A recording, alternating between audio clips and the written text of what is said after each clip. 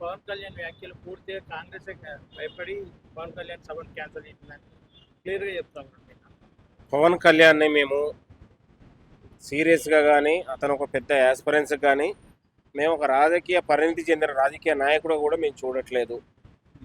తెలంగాణ రాష్ట్రంలో ఒక కేఏ పాల్గా మాత్రమే చూస్తూ ఉన్నాం. తెలంగాణ రాష్ట్రంలో వేలు పెట్టి తెలంగాణ రాష్ట్రాన్ని ఆత్మగౌరవం ప్రజల ఆత్మగౌరవం పరిచేటట్లు తెలంగాణ చరిత్రను కించపరిచేటట్టు మాట్లాడితే తెలంగాణ ప్రజలు సహించరు. ప్రజాస్వామ్యంలో దేశంలో ఎక్కడైనా వెళ్ళొచ్చు, మాట్లాడవచ్చు, పోటీ చేసే వ్యక్తి ఉంది. ఎవరికైనా పోటీ చేసే అవకాశం ఉంటుంది. కానీ మొన్నటిదాకా మేము కేఏ పాలే మాత్రమే అనుకున్నాం. కేఏ పాల్ కూడా ఇవాళ నేను ట్రంప్ను కలిశాను, అమెరికాతో మాట్లాడాను, 50 లక్షలు 100 లక్షలు ఎన్నో రకాలుగా మాట్లాడాడు. అతను లాస్ట్ జోకర్ అయిపోయాడు. కానీ మళ్ళీ ఈ మధ్య కాలంలో పవన్ కళ్యాణ్ లాంటి వాళ్ళు కేఏ పాల్ 2గా మారొద్దని కూడా ఇతవ పలుకుతా ఉన్నాను. తెలంగాణ రాష్ట్రంలో గద్దర్ లాంటి వాళ్ళని అవమానపరిచి అన్నం పెట్టినా నేను కారు కొనిచ్చినని మాట్లాడితే పవన్ కళ్యాణ్ లాంటి వాళ్ళకు ఎంత చిల్లరతనం ఉందనేది ప్రజలందరూ కూడా గమనించారు. మా ముఖ్యమంత్రి రేవంత్ రెడ్డి గారు అధికారం ఉన్న రోజులు తెలంగాణ రాష్ట్రం మీద తెలంగాణ గడ్డ పైన ఎలాంటి రాజకీయ గద్దలకు ఎలాంటి అవినీతి గద్దలకు తెలంగాణ స్థానంలో తెలంగాణ రాజకీయ గడ్డ మీద స్థానం ఉండదు, ఉండబోనియదు. వచ్చేది కూడా కాంగ్రెస్ పార్టీ అధికారమే. మీరు రాసి పెట్టుకోండి.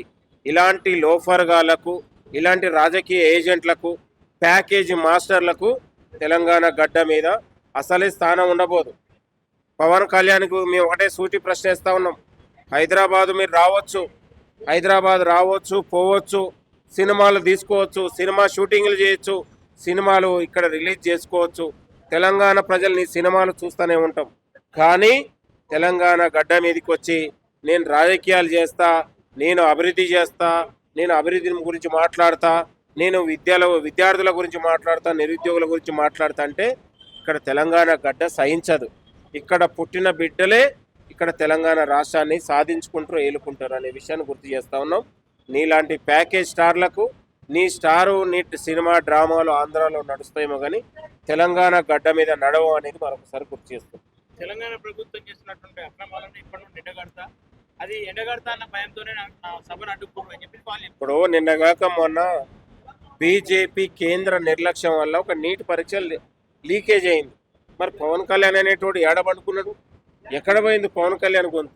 మరి ఎందుకు ఒక ప్రెస్ మీట్ పెట్టలేదు? బీజేపీ నాయకుల మీద కేంద్ర మంత్రులు ఎంపీలే లీకేజ్ చేసినారు, మరి ఎందుకు మాట్లాడారు? Why don't Pawan Kalyan respond to NEET exam? ఎక్కడ పోయింది నీది? కాబట్టి పవన్ కళ్యాణ్ను తెలంగాణ గడ్డ మీద తెలంగాణ మీద నాయకులు ఎవరు కోరుకోవట్లేదు. ఇక్కడ దయచేసి మా ప్రజల మధ్య మా ప్రాంతం మధ్య మీరు వచ్చి విద్వేషాలు సృష్టించి ప్రజల మధ్య ఐక్యతను దెబ్బతీయొద్దు. పవన్ కళ్యాణ్ గారు, నువ్వు అంటే ఒక మంచి గౌరవం ఉంది, గౌరవాన్ని ఉంచుకోగానే ఒక జోకర్గా లోఫర్గా మారి తెలంగాణ ప్రజలు చీకొట్టే రీతిలో నీ వ్యవహారశీలి ఉండొద్దని కూడా మరొకసారి ఇతో పలుకుతా ఉన్నాం. అంటే 2029లో కంపల్సరీ తెలంగాణలో జనసేన ఉంటుందని చెప్తున్నారు. మేము అదే చెప్పాం. నువ్వు పార్టీ పెట్టుకో, ఏది చేసుకో, నేను సీరియస్ యాస్పరెన్స్గా మేము చేయట్లేము.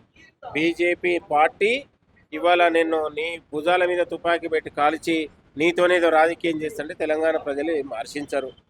మన దాకా కేఏ పాల్ కూడా అన్ని నియోజకవర్గాలలో పోటీ చేసిండు. ఎన్ని ఓట్లు వచ్చినాయో మనకు తెలుసు. లాస్ట్కు ఏ అవతారం అయితే జోకర్గా మారిపోయాడు. అలాంటి జోకర్ 2గా మారొద్దని కోరుతా ఉన్నాం. తెలంగాణ ప్రజలు తెలివైన వాళ్ళు, పోరాడి సాధించుకున్న వాళ్ళం. మనకు ఒక తెలంగాణ రాష్ట్ర ప్రజలకు ఆత్మగౌరవం ఉంటుంది, ఆత్మాభిమానం ఉంటుంది. నీలాంటి ప్యాకేజీ మాస్టర్లకు ఆకర్షితులు గారు. ఇవాళ సినిమా ఇప్పుడు షాపింగ్ మాల్ల దగ్గర లేకపోతే పాన్ షాపుల దగ్గర బట్టల షాపుల దగ్గర కూడా సినిమా వాళ్ళు వస్తుందంటే, సినిమా హీరోయిన్ వస్తుందంటే, పవన్ కళ్యాణ్ వస్తుందంటే అనేక మంది సెల్ఫీల కోసం జనాలు చూస్తూనే ఉంటారు. మరి దానికి వాళ్ళందరూ కూడా నా కార్యకర్తలు అనుకుంటే ఎట్లా? అంటే మొత్తం మీద పవన్ కళ్యాణ్కి అంటే ఈ యొక్క సందర్భాన్ని బట్టి ఏం చెప్పబోతున్నారు? పవన్ కళ్యాణ్కి మేము ఒకటి చేస్తా ఉన్నాను. నీ పట్ల ఒక గౌరవం ఉంది, సినిమా స్టార్గా నీ సినిమాల మీద చూసే వాళ్ళంగా అభిమానం ఉంది. కానీ నీకు ఒక అవకాశం ఉంది అక్కడ పక్క రాష్ట్రంలో. నీకు నిజంగా విజన్ ఉంటే నీ పక్క రాష్ట్రంలో నీ ప్రతిభను చూపించు. కానీ ఇక్కడ తెలంగాణ గడ్డ మీదకి వచ్చి నేను వేలు పెడతా, రాజకీయాలు చేస్తా, నేనంటే ఇక్కడ ఒక జోకర్గా మారొద్దని కోరుతా ఉన్నాను.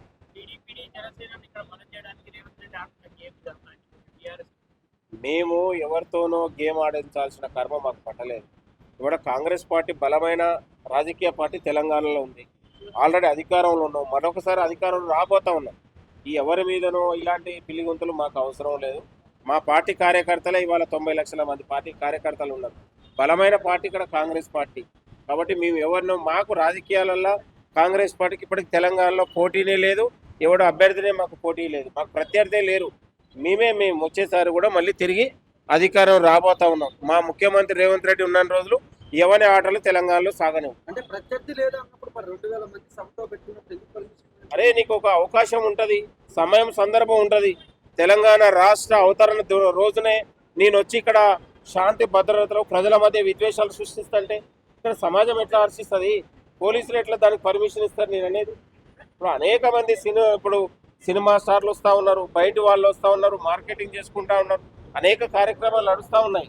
ఇవాళ హైదరాబాద్కి వచ్చి మోడీ సభ పెట్టుకొని పోలేదా? మేము అడ్డుకున్నామా?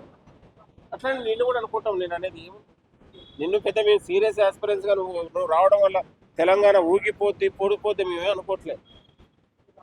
పవన్ కళ్యాణ్ మేము చాలా లైట్గా తీసుకుంటున్నాం. మీరు తీసుకుంటున్నారు. కేసీఆర్ ఉన్నంత కాలం తెలంగాణ వైపు ఏ ఒక్కడు కూడా కన్నెక్ట్ చూడలేదు. కాంగ్రెస్ వచ్చినాకనే ప్రతి ఒక్కడు తెలంగాణ కన్నెపై అడుగులు పెడతా ఉన్నాడు. భయం లేదు. ఇప్పుడు బీఆర్ఎస్ పార్టీ భారతీయ రాష్ట్ర సమితి అన్నప్పుడే బీఆర్ఎస్ పార్టీని కూడా బొందబెట్టాలని పిలుపునిచ్చింది కాంగ్రెస్ పార్టీ. తెలంగాణ ఆత్మగౌరవాన్ని దెబ్బతీసేటట్లు ఎవరు ఇచ్చేసినా కూడా ఖచ్చితంగా కాంగ్రెస్ పార్టీ ముందు వరుసలో ఉంటుంది. తెలంగాణ ఇచ్చింది మేము, ప్రజల హక్కుల ఆకాంక్షలను గుర్తించింది మేము, అమరవీరులను గుర్తించింది మేము, కౌలు కళాకారులను గుర్తించింది మేము. ఇవాళ చాక లైలమ్మ లాంటి ఇవాళ యోధురాలు కుటుంబ సభ్యులను గౌరవించినాం, శ్రీకాంతాచారి తల్లిని గౌరవించుకున్నాం, గద్దర్ లాంటి వాళ్ళని నంది అవార్డు తీసేసి గద్దర్ అవార్డులను మేము ఏర్పాటు చేసినాం, అందశ్రీ గౌరవించుకున్న వాళ్ళం. తెలంగాణ వనరుల పట్ల, తెలంగాణ సాంప్రదాయ పట్ల, సంస్కృతి పట్ల, తెలంగాణ కవులు కళాకారుల పట్ల మాకు ఒక విజన్ ఉంది, గౌరవం ఉంది. కాబట్టి మా ముఖ్యమంత్రి గారు కళాకారులకు, గాయకులకు ఇవాళ ఇళ్ల స్థలాలు ఇచ్చి వాళ్ళకు ప్రోత్సాహం ఇచ్చినటువంటి సందర్భం మా ప్రభుత్వం ఉంది. 10 ఏళ్లలో మీకు ఆ సోయి ఎక్కడ పోయింది? కవులు కళాకారులకు గౌరవించుకున్న సోయి ఎక్కడ ఉంది? అమరవీరులు గౌరవించుకున్నారా? గన్ పార్క్ దగ్గరికి వచ్చి కనీసం ఆనాడు ఉన్నటువంటి పాలకులు శ్రద్ధాంజలి ఘటించిన పరిస్థితులు కూడా లేదు కదా. కాబట్టి తెలంగాణ రాష్ట్ర హక్కులు కానీ, ప్రజల ఆకాంక్షలు కానీ, చరిత్రను పెంచే దగ్గర, తెలంగాణ రాష్ట్ర కీర్తిని పెంచే దగ్గర, గౌరవాన్ని పెంచే దగ్గర అమరవీరులైనా, ఉద్యమకారులైనా అందరినీ కూడా గౌరవించుకునేది కాంగ్రెస్ ప్రభుత్వంలోనే, కాంగ్రెస్ పార్టీనే. మా ముఖ్యమంత్రి రేవంత్ రెడ్డి గారు అధికారం ఉన్న రోజులు, మా ముఖ్యమంత్రి రేవంత్ రెడ్డి గారు ఇక్కడ రాజకీయాలు ఉన్న రోజులు తెలంగాణలో ఎవరి ఆటలు సాగవు, ఎవరి ఉన్నటువంటి పక్క రాష్ట్రం ఉండే అసలే ఆటలు సాగవు. తెలంగాణ ప్రజలు తెలంగాణ రాష్ట్రాన్ని ఎన్నుకుంటారు. Thank you.